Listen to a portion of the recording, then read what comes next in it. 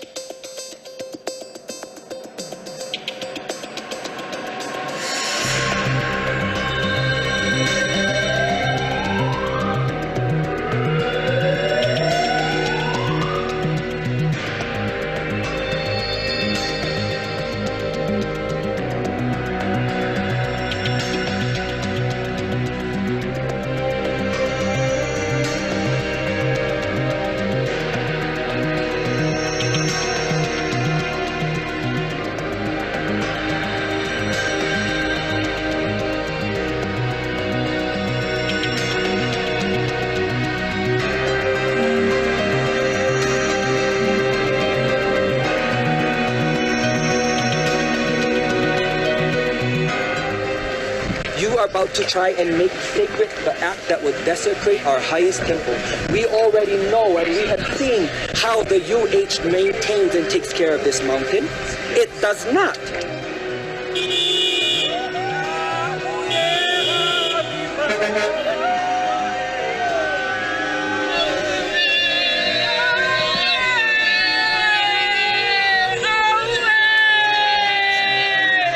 And there will be no construction activities this week. We have in many ways failed the mountain. Whether you see it from a cultural perspective or from a natural resource perspective, we have not done right by a very special place.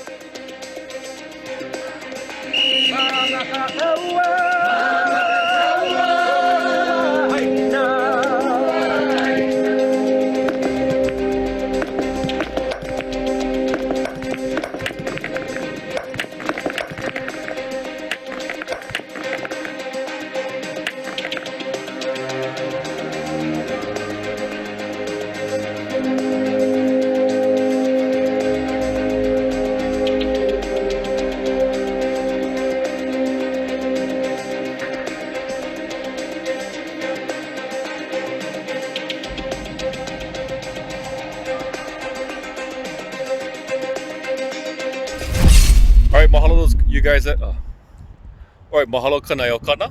So now we have some of the, land facts and land rights under our belt over the past 50 years. Let's look at some issues as to why it's sacred to Hawaii or why it's sacred to Hawaiians. So looking at the creation or at the history of the Hawaiian people, it is said that our islands were created by two akua, or two gods, Papa and Wakea. And that's basically Mother Earth and Father Sky. So when they met and when they, procreated, they met, at the highest point in Hawaii, which is, Mauna Kea, which is why it's called Mauna Kea. So according to our genealogy and according to our history and according to our culture, that is where we were conceived.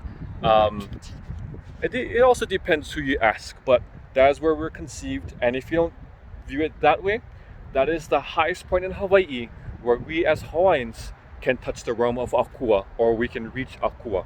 Now there's lots of speculation or lots of talk about Hawaiians not really using Mauna Kea. And that's true and false at the same time. So yes, we as Hawaiians don't go up there to worship or to do cultural activities, but that is because it is a sacred place.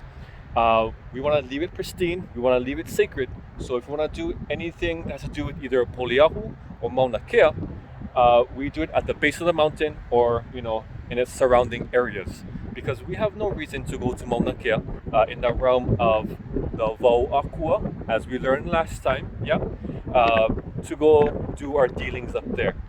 However, because of recent events, we have been forced to, move upland to protect our sacred aina, our sacred places, so that further desecration does not happen. Which is why we now have all of these ceremonies on Mauna Kea. We now have all of these gatherings on Mauna Kea. And we now have a lot of people that do their cultural practices up on Mauna Kea. Because if you do not stake your claim, especially today, it'll be lost and it'll be further desecrated than it already has been, because of recent events. So now we kind of know the backstory and cultural aspect of why Mauna Kea is important and why we need to protect it and why we're pushing so hard, to keep it pristine. Let's look at some of the land issues. Because after looking at all of this, we've seen that one of the major issues with Mauna Kea is land rights. So again, we have our ho'aloha, our friends from Kanao to help us explain some of those things. And we'll be looking at the Board of Natural Resource Management, so Dilanar guys. We'll also be looking a little bit further at UH Manoa, UH Hilo, President Lasner, I think his name is.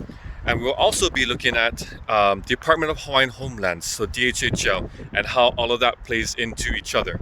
Because you'll see that some people own the land, but some people ignored those warnings or that ownership, and some people just kind of paved over it, and it's a whole slew of messes. So let's take a look at it.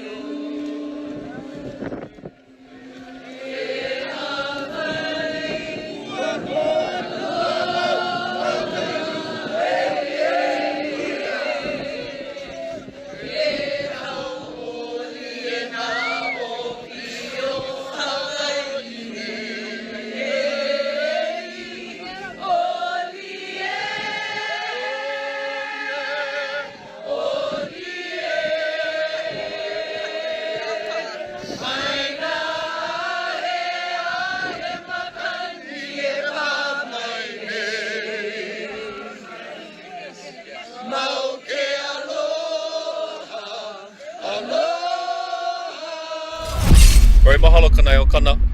So now that we kind of have an idea or a gist of what's going on as far as land management goes, here's a little bit more information to expand upon what Kanayo Kana already had. So during this entire process of trying to figure out who owns the land, who has the land rights, who has ownership, so on and so forth, what came out was, like Kanayo Kana was saying, Department of Hawaiian Homelands actually owns the land. And it is, they're supposed to follow the request or the wants and needs of its people, of its Hawaiians. However, because the city and county and the state had paved over the land to make that road without actually agreeing to the transfer of rights and paying that lease, according to the state owns the road, but the road is on DHHL land. However, because we are protesting on the road, the concrete itself, we can get fined by the state. But if we're to move to the side, it'd be all good. So that's why there's also all of that pilikia or all of those problems with protesting up on Mauna Kea. And it took about 5 years-ish for them to figure out who has ownership of that land. And within those 5 years, they have already been constructing the 30-meter telescope, which is also why there's been so much problems here in Hawaii. Pause. So now there's another issue that comes up with Mauna Kea, and it is the use of astronomy, or that not being, or Hawaiians not really agreeing with that. And the short answer is, we actually don't mind astronomy. We don't mind the study of the stars. What we do mind, though, is the desecration of land, especially the mismanagement of land. And I think, me personally, that if this was done correctly, there would have been no problems. If there's no mismanagement of land, no lying, and no going behind people's back and doing all these things, there would have been no problems. But the problem is that there was mismanagement of land, there's illegal building of all of these things, and the state kind of allowed it, which is why lots of Hawaiians are distressed or mad about this issue, because we have no support from either side. So as far as science goes, we totally agree with astronomy. We want to holomua with all of that education, but it is a mismanagement of its property, of its land, of our aina, and of our kupuna, of our ancestors, that's kind of causing all of this uproar. So I pose a question to you. This is meant to cause discussion and critical thinking, but who should have right over Mauna Kea? Is it the Hawaiians who've been here for millions of generations, or is it the state and the Department of Land and Natural Resources, who are supposed to be managing these lands, but have some scores against them? And beyond that, should we continue the construction of Mauna Kea, upon Mauna Kea, or should we stop and desist with all construction and all maintenance, and even maybe the uses of the telescope? What do you guys think? Keep it cool, keep it olu, be nice to each other. It's meant to be a discussion and not one fight. Yeah? Alright, take it easy everybody. Aloha, have a good weekend, and I'll see you guys next time.